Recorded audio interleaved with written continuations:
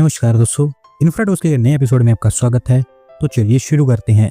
पहली खबर की शुरुआत करते हैं पुणे से, जहां पर दोस्तों Pune metropolitan region development authority के द्वारा एक रीडेवलपमेंट प्लान अनवेल कर दिया गया है पुणे के रोड्स के लिए। और ऐसा बताया गया है कि 628 करोड़ रुपीस खर्च करके पुणे के अंदर रोड्स की ओवरहोलिंग की जाएगी। दोस्तों बेसिकली यहाँ पर वो रोड शॉर्टलिस्ट किए गए हैं जिनकी कंडीशन पहले बेहतर थी, लेकिन मेट्रो लाइन के कंस्ट्रक्शन के बाद उनकी कंडीशन काफ़ी ख़राब हो गई है।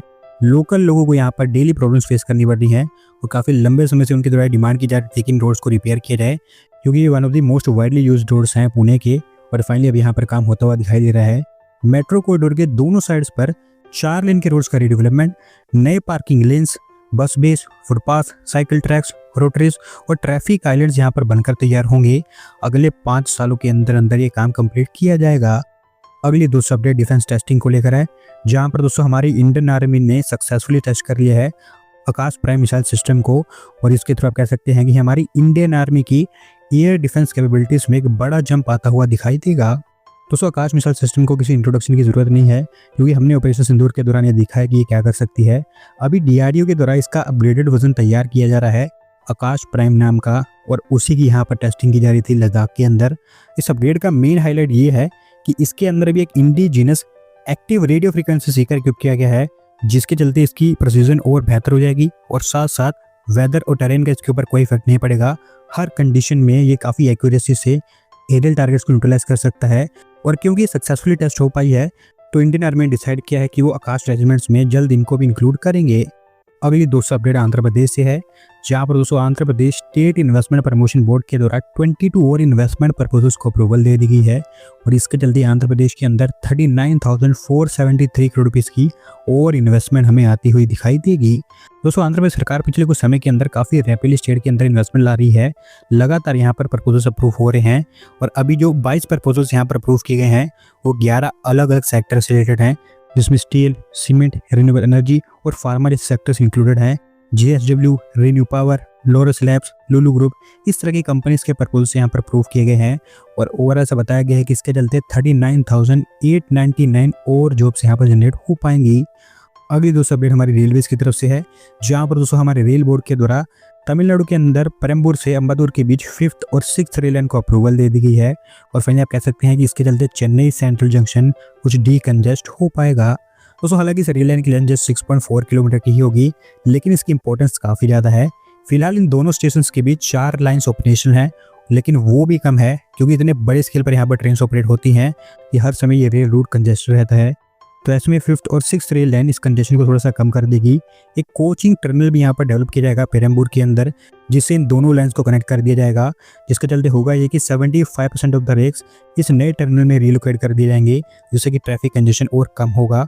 टोटल 182 करोड़ रुपये यहाँ पर खर्च किए जाएंगे, और क्योंकि अप्रूवल मिल गई है तो जल्द यहाँ पर काम भी स्टार्ट होगा। अगली दोस्तों अपडेट दिल्ली से है, जहाँ पर दोस्तों दिल्ली सरकार के द्वारा फाइनली भारत के पहले ई-वेस्ट इको पार्क की अनाउंसमेंट कर दी गई है। और ऐसा बताया गया है कि 150 करोड़ रुपये खर्च करके इसको बनाया जाएगा।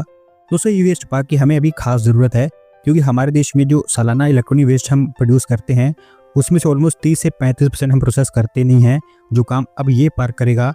Annually 51,000 metric tons of e waste यहाँ पर प्रोसेस हो पाएगा। Scientific dismantling systems, rare earth और प्रिसीजन मेटल रिकवरी यूनिट्स और पोल्यूशन कंट्रोल इंफ्रास्ट्रक्चर यहाँ पर तैयार किया जाएगा। कोलंबी कला विलेज में इसको बनाने की बात की गई है, जो कि नॉर्थ दिल्ली के अंदर आता है। DSIIDC को यहाँ पर नोडल एजेंसी बनाया गया है, जिन्होंने कहा है कि वो सिंगापुर, नॉर्वे और हांगकांग जैसी कंट्रीज में इस तरह के जो इलेक्ट्रॉनिक वेस्ट पार्क सेटअप किए हैं उन मॉडल्स को स्टडी कर रहे हैं, और उन्हीं की लाइन्स पर इसको भी तैयार किया जाएगा। अगली दोस्तों अपडेट ऑयल सेक्टर को लेकर है, जहाँ पर दोस्तों ONGC पॉसिबिलिटी एक्सप्लोर कर रही है गुजरात के अंदर एक नई रिफाइनरी को लेकर। और अगर दोस्तों गुजरात को यहाँ पर चुना जाता है तो ये रिफाइनरी जामनगर के अंदर बनकर तैयार होगी। दोस्तों ये ऑयल रिफाइनरी हमारे देश की one of the biggest oil refinery होगी, जिसकी कैपेसिटी 2 लाख से लेकर 2,40,000 बैरल्स पर डे के आसपास होने वाली है।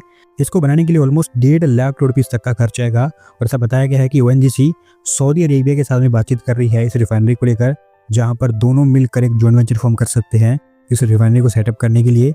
अभी तो ये प्रोजेक्ट प्री फिजिबिलिटी स्टेज में है, स्टडी यहाँ पर कंडक्ट की जा रही है। आगे चलकर इसको लेकर कई सारी और अपडेट आएंगी, वो मैं टाइम टू टाइम आपके साथ में शेयर करता रहूँगा। अगली दोस्तों अपडेट मुंबई मेट्रो को लेकर है, जहां पर दोस्तों MMRCL के द्वारा मुंबई मेट्रो के अंदर एक और लाइन प्रपोज की गई है और इसका प्रपोजल तैयार करके उन्होंने अभी महाराष्ट्र सरकार के पास में पहुंचा दिया है। दोस्तों ये मेट्रो लाइन मुंबई मेट्रो की ग्रीन लाइन का ही हिस्सा होगी, जिसको कई सारे पार्ट्स में डिवाइड करके बनाया जा रहा है। ये स्पेसिफिकली लाइन 11 होगी, जो अभी तक एक प्लान प्रोजेक्ट था, लेकिन अब ये आगे बढ़ता हुआ दिखाई दे रहा है। अन्य बस डिपो से गेटवे ऑफ इंडिया तक ये बनेगी। 17.5 किलोमीटर की इसकी लेंथ होगी विद 13 मेट्रो स्टेशन। एक मेट्रो स्टेशन ग्राउंड लेवल पर होगा, जबकि बाकी सब के सब अंडरग्राउंड हो गए। Line 4 aqua line Mumbai monorail और 2 रेलवे स्टेशन पर ये मुंबई सबअर्बन रेल से भी कनेक्टेड होगी। फिलहाल अभी इसका प्रपोजल सरकार के पास में पहुंचा दिया गया है, देखते हैं कब तक इसको अप्रूवल मिल पाती है। आज की आखिरी अपडेट राजस्थान से है, जहां पर दोस्तों राजस्थान के अंदर भी अभी एक डिफेंस कॉरिडोर को डेवलप करने की बातचीत स्टार्ट हो चुकी है और अभी हमारी इंडियन आर्मी के साउथ वेस्टर्न कमांड के द्वारा यह प्रपोजल राजस्थान सरकार के पास में सबमिट किया गया है। तो सब इसके लिए आर्मी के साउथ वेस्टर्न कमांड का यह कहना है कि राजस्थान एक ऐसी स्टेट है जो पाकिस्तान के साथ सबसे लॉन्गेस्ट बॉर्डर शेयर करती है। तो ऐसे में जब भी डिफेंस इक्विपमेंट्स को रिपेयरिंग की जरूरत पड़ती है तो उन इक्विपमेंट्स को या तो यूपी भेजना पड़ता है या फिर तमिलनाडु भेजना पड़ता है, क्योंकि अभी देश में सिर्फ 2 ही कॉरिडोर्स ऑपरेशन है, जिसके चलते उनको कई सारे डिलेस फेस करने को मिलते हैं। लेकिन अगर राजस्थान के अंदर एक डिफेंस कॉरिडोर बना दिया जाता है तो रिपेयरिंग और ओवरहोलिंग का काम स्टेट के अंदर लोकली किया जा सकेगा, जिससे उनका काफ़ी समय बच पाएगा और साथ साथ स्टेट के अंदर लोकल डिफेंस इंडस्ट्री भी डेवलप हो पाएगी। इसके रिस्पॉन्स में राजस्थान सरकार के द्वारा कहा गया है कि अगले 6 महीने के अंदर अंदर वो एक नई डिफेंस पॉलिसी को रोल आउट कर देंगे और ये डिफेंस पॉलिसी इस डिफेंस कॉरिडोर के लिए एक फाउंडेशन रखने का काम करेगी। दोस्तों आज की वीडियो में बस इतना ही। अगर आप अपनी तरफ से अपडेट सबमिट करना चाहते हैं तो डिस्क्रिप्शन में दिए गए लिंक पर क्लिक करके सबमिट कर सकते हैं।